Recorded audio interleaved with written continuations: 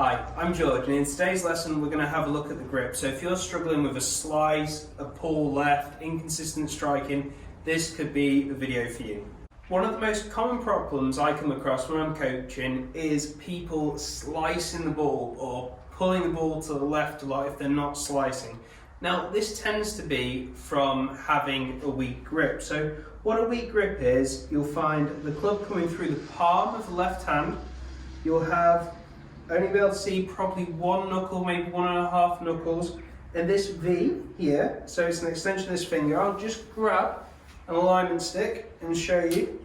This V here will be going somewhere up by probably your right eye. I've seen it to the nose, even the left eye sometimes the grip gets that weak. Now from there also what happens is, in theory the club face is really open at the top of the swing, and when it comes down that club face is going to be looking to the right.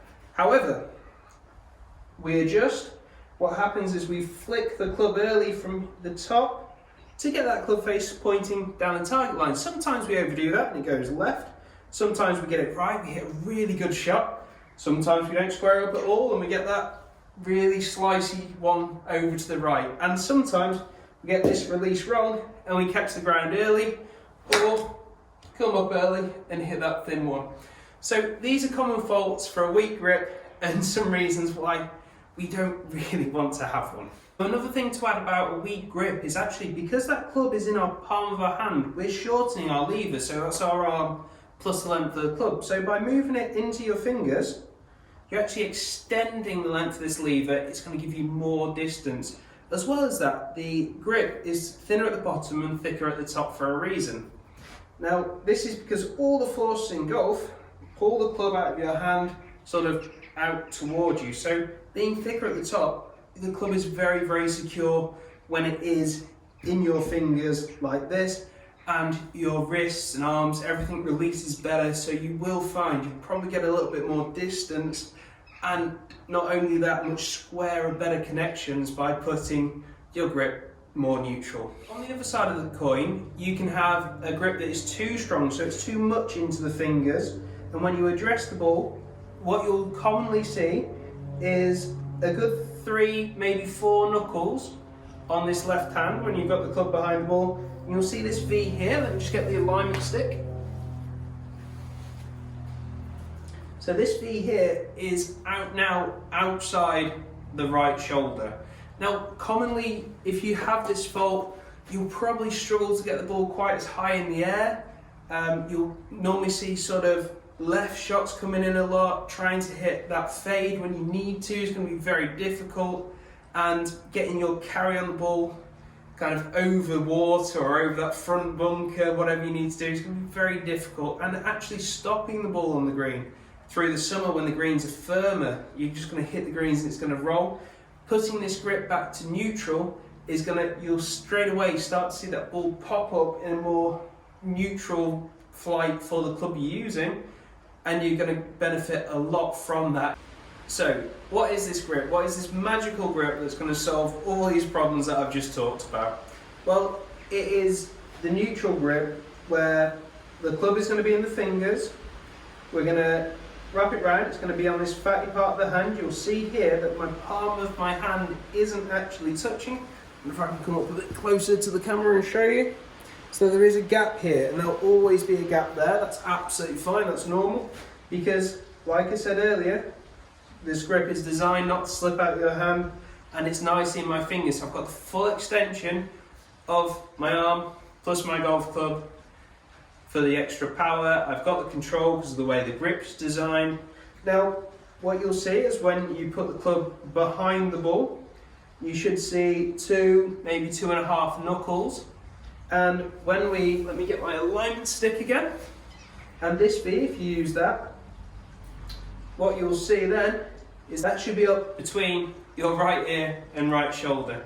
So what this will feel like, it will feel quite comfortable, I would have thought, if you've got a strong grip already.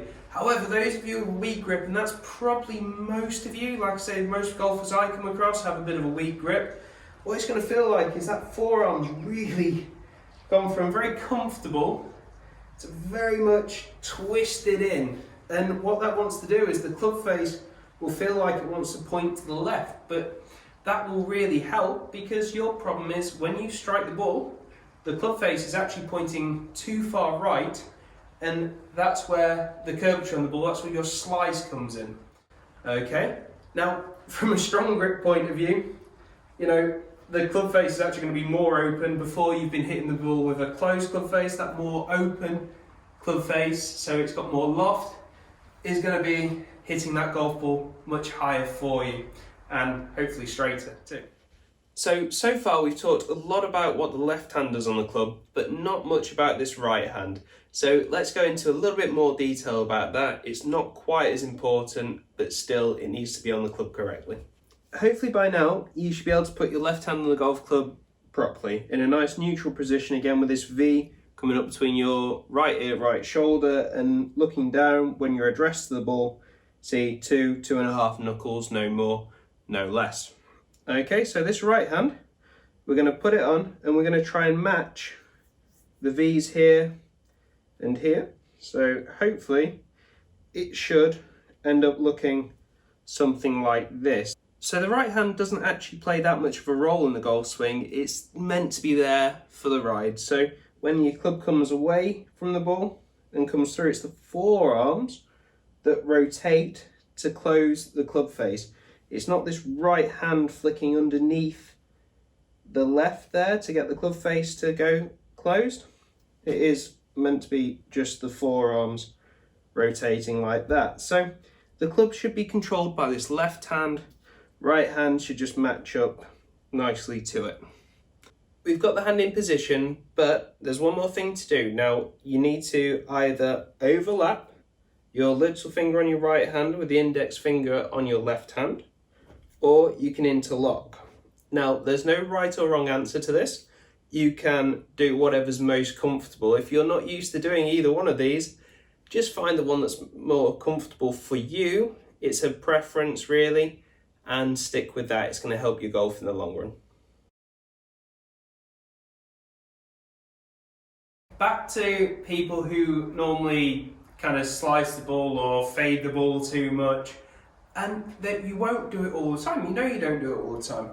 And like I say, you should be open here, and in theory, that club face should be pointing with normal release of the forearms. The club face should be pointing right. Now it doesn't do that because, you know, we'll flick that club face and get it pointing at the target, like I said, or it can go too much. But when we do that, what we normally do is early extend. So that club nearly becomes an extension of our right arm instead of our left arm impact. Now, what that means is we need to get taller or we're going to hit the ground. Okay, so if we get just about tall enough, we're going to hit a nice shot. If we get too tall, we're going to hit that thin shot. And you know, on a day where you've got really good timing, this won't be a problem. You know, you won't even notice it. But on those bad days, you know, you won't be able to get anything right.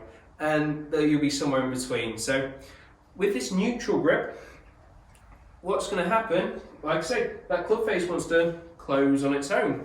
And you don't need to flick this right hand anymore to get that club face looking at the target rather than right.